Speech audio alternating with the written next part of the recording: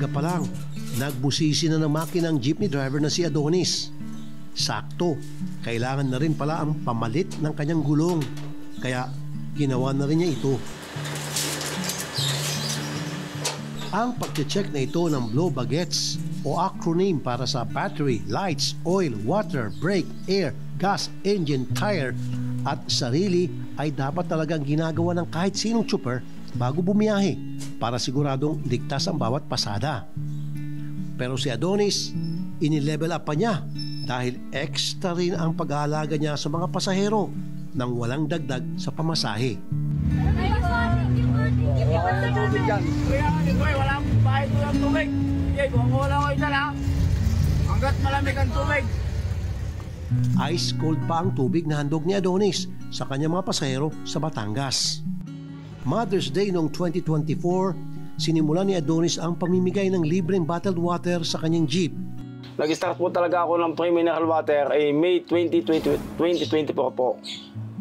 Nang Mother's Day, na sabi po ng asawa ko po noon, bumili po ako yata ng pang hindi 9 case, 10 case, na saan mo gagamitin yung tubig at bakit sobrang dami. Diyan mo pala gagamitin yung tubig o magpapasaya tayo ng tao. Pero parang nakulangan pa raw dyan si Adonis. Kaya't heto't inilibre na niya nang sakay ang lahat na naging pasahero niya sa araw na yun. Yes po, lahat po ng pasahero libre po. Kahit piso, wala pong bayad. Sa akin pong bulsa lahat galing yon. Wala pong ibang tao nagbigay. Sa akin po talagang bulsa yon. Wala po kayong kinita nung araw na yun? Wala po. Kahit po pan-diesel, sarili ko pong gastos talaga yon. Talaga pong nasa puso ko talaga po magpasaya ng mga tao eh. Hindi na po nawala sa akin yun eh. Di pa nakontento si Adonis. Inulit niya pa ito sa Father's Day naman. Ay, walang tubig. Sige, kung wala ko isa lang, hanggat malamig ang tubig. Bago naging jeepney driver, mahigit isang dekadang nagtrabaho bilang marino si Adonis. Ang pagmamaneho ng jeep, naging paraan niya para magtuloy-tuloy ang kita sa tuwing walang biyayang barko. Ang hanap buhay ko po dati ay seaman. Nag-umpisa po ako ay 1999 po hanggang 2012. Tumigil na po ako ng pagsisiman dahil humina po yung pandinig ko ng kaliwa. Pagkatapos po ng pagkasiman ko, 2012, ako po ay naging jeepney driver na po. Noong una po kasi, ang gusto ko pong bilhin ng pagsisiman ko ay private na sasakyan. May nakapag-advise po sa akin na tiyuhin ko na wag private ang bibili mo jeep. Kung jeep, papayagan kitang bumili ng jeep. Kaya po, pumayag na din po ako. Yung pala naman po, habang nagbabakasyon po ako, maganda pala po ang jeep. Kahit pagkabakasyon, may kita po at may income. Kaya tuloy-tuloy na po yun, hindi na po nawawala sa akin ng pagiging jeep hanggat sa lagratahan na po ako ng pagsisiman. Kahit noong magretiro na si Adonis sa barko, sige pa rin siya sa pagmamaneho ng jeep. Marahil, dala raw ng pasasalamat na kahit papaano ay meron pa rin siyang hanap buhay kaya siya tumutulong sa mga pasahero. Wala pong pasaherong nakasimangot po sa akin. Pag nakita po yung mga nakasignboard ko, lahat po sila naka-smile. Kahit hindi po sila uminom ng tubig, happy na po sila. Kahit po yung mga magulang nila, nagchat-chat po sa akin, nag-PPM, Kuya, salamat po sa iyo. At malaking bagay po yung pagpapalibre mo sa anak ko. Ay, tuntuhan naman po ako. Kaya lalo ko po pinagpapatuloy yung pagpapasaya sa mga tao. Sabi naman ng malalapit kay Adonis, noon pa man, talagang matulungin na ito. May mga kapatid po ako na tinutulungan din niya at syempre po sa magulang ko. Tsaka sa ibang tao din po dun sa amin, kanila pong pamilya talaga. Parang talagang sila ay lahi din ng magaling tumulong. Doon ko na-realize na hindi pala lahat ng tao o mayaman tao ang nakakatulong sa kapwa. Meron palang mga tao na ordinaryong tao lamang na talagang sa simpleng bagay o sa simpleng pamamaraan, nagagawa niya yung mga bagay na pwede siyang makatulong sa mga maliliit na ikinasisihan ng kanyang kalooban. Number 1 fan ni Adonis ang kanyang misis na teacher. Bago po magsimula yung mga libre sakay na yun, parang hindi na bago kasi sa akin kasi ginagawa na niyang bigla mo na lang makikita na bumili ng bigas, babat ang dami nito.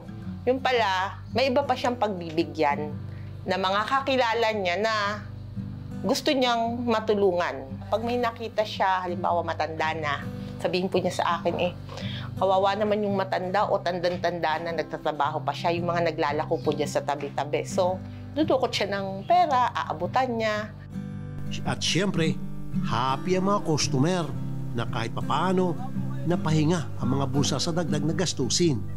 Hanggang sa budget, at sa halip na bibili ka, 10 piso din. Kasi, dapat kasi bibili ako.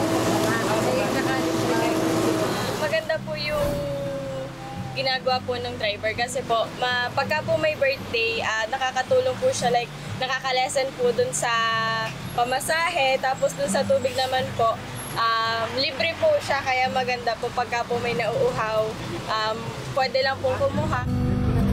Samot-saring placard ang nakasabit sa jeep ni Adonis. Merong senior citizen, PWD, buntis, single mom, at aba, pati tatay na kalbo. Alin? Single mom na iniwan ng jowa. Lahat ng ito, mga kategorya raw ng mga nabigyan na niya ng libreng sakay. Naisipan ko po itong mga pagpapalibre pong ito ay 2017 po. Ang inuna ko po talaga po nung una ay senior citizen, PWD at saka buntis.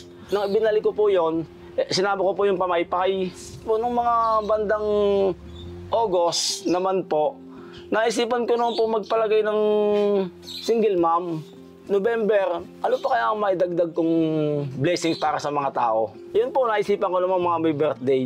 Kada buwan naman po, birthday. Hindi ko po malaman, ma'am, kung anong date po yung libre sakay sa mga tatay na kalbo. At heto, no ID record daw yan. Birthday mo ngayon? Hindi po, ng 10 pa. Ng 10. Nakalibre ka. Kung mga boss na nakalibre sa, nakainom ko ng tubig.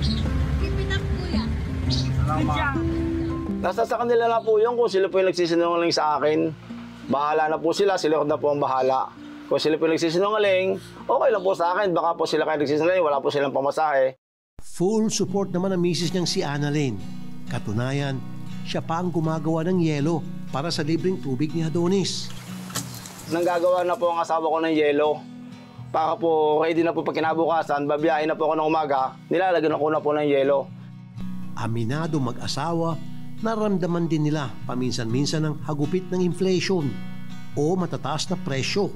Pero mas nakikita raw kasi nila ang ngiti ng bawat sumasakay at ang kabutihan sa kanila ng tadhana. Dahil kahit sila'y tumutulong, hindi sila kailanmang kinapos. May nauwi po naman po mga konti. Di pinagkakasa ko nga lang po para sa pamilya po. Para sa budgeting ko po ng mga bayad din sa kuryente. Kasi ako po nagbabayad dito sa bahay. Lahat po ng mga billing. Pinagkakasa ko lang po. Kaya lang po wala talaga akong maiipon. Sa dami ko po ng libreng yan. Okay lang po, sanay na po ako.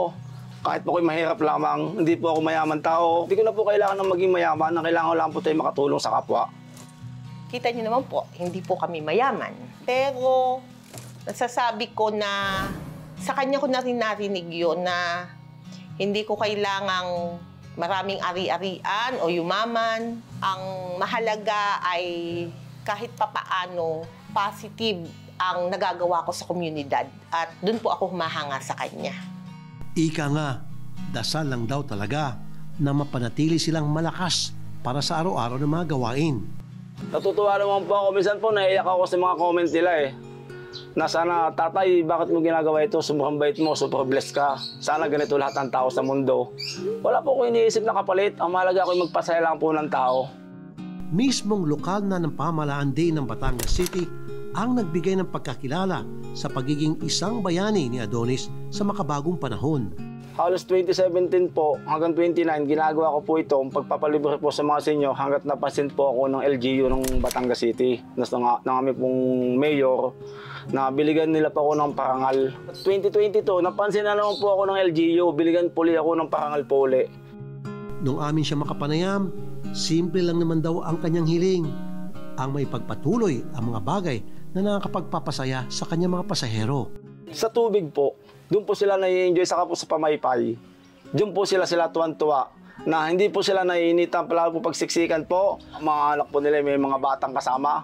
Automatic ko papaypay po sila. Doon po sila tuwan-tuwa mga estudyante. Papaypay na kayo dyan pag kayo nauhaw.